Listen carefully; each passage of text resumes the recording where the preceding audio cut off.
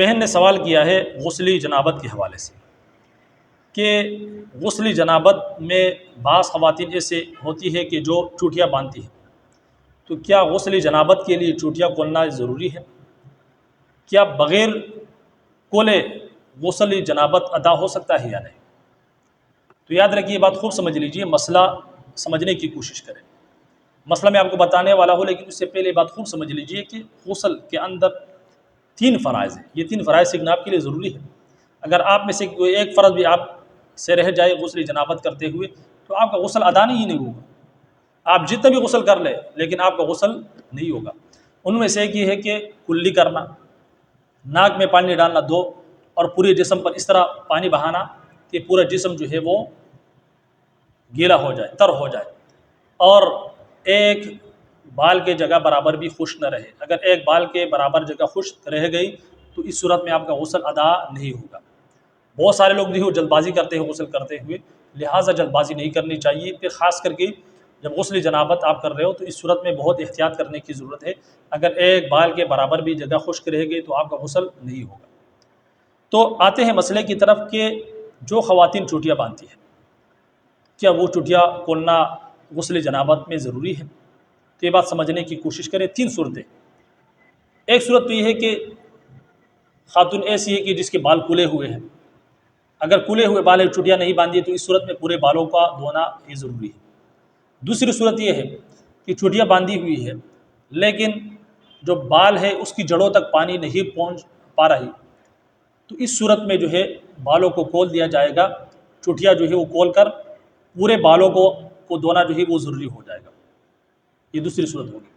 تیسری صورت یہ ہے کہ چوٹیاں باندھی ہوئی اور چوٹیاں باندھنے کے باوجود بھی پانی جو ہے وہ جو بال ہے وہاں، بالوں کی جو جڑ ہے وہاں تک پانی پہنچ پا رہا ہے، تو اس صورت میں یہ جو بال ہے، یہ چوٹیاں ہے، کھلنے کی ضرورت نہیں ہے، کیونکہ اس صورت میں صرف پانی جو ہے وہ بالوں کی جڑوں تک پہنچنا ضروری ہے۔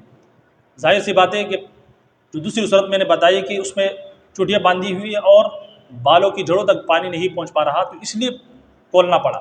جب کھول لیے تو پھر پورے بالوں کو دھونا ضروری ہو جائے گا۔ تیسری صورت جو میں نے بتائی کہ چوٹیاں باندھی ہوئی ہے، چوٹیاں باندھنے کے بعد پانی جو ہے وہ بالوں کے جڑوں تک پہنچ پا رہا ہے، تو اس صورت میں پھر یہ جو چوٹیاں ہے اس کو کھولنے کی ضرورت نہیں ہے، بلکہ جتنے بھی بال ہے، تمام بالوں کے سر کے جو جتنے بھی بال ہیں وہاں کی جڑوں تک پانی پہنچایا جائے۔ اس صورت میں جو ہے وہ آپ کا غسل جو ہے وہ ادا ہو جائے گا۔ تو یہ آسان انداز کے ساتھ میں نے آپ کو سمجھا دیا کہ 3 صورتیں بنتی ہے۔ ایک صورت تو یہ ہے کہ بال کھلے ہوئے ہیں، چوٹیاں نہیں باندھی، تو اس صورت میں پورے بالوں کا دھونا یہ ضروری ہے۔ دوسری صورت میں نے یہ بتایا کہ چوٹیاں باندھی ہوئی ہے لیکن پانی جو ہے وہ جڑوں تک نہیں پہنچ پا رہی، تو اس صورت میں بالوں کو کھول دیا جائے گا، چوٹیوں کو کھول دیا جائے گا اور پورے بالوں کو دھویا جائے گا، یہ ضروری ہوگا۔ تیسری صورت میں نے بتایا کہ پانی جو ہے وہ جو بال ہے وہاں کی جڑوں تک، پورے سر کے بال جو ہے وہاں کی جڑوں تک جو ہے پانی پہنچ پا رہا ہے، لہٰذا اس صورت میں چوٹیاں کھولنے کی ضرورت نہیں ہے۔ صرف جو ہے بالوں کی جو جڑ ہے وہاں تک پانی پہنچائے، سر کے جتنے بھی بال ہیں وہاں جڑوں تک جو ہے پانی پہنچائے۔ اس صورت میں جو ہے آپ چوٹیاں بھلے نہ کھولیں کیونکہ پانی پہنچ رہا ہے جڑوں تک۔ تو یہ 3 صورتیں میں نے آپ کو بتا دی۔ امید کرتا ہوں کہ یہ جو مسئلہ ہے آپ کو سمجھ میں آ چکا ہوگا۔ اللہ رب العزت ہم سب کو دین کی صحیح سمجھ اور اس پر عمل کرنے کی توفیق عطا فرمائے۔ اجازت دیجیے، السلام علیکم ورحمۃ اللہ وبرکاتہ۔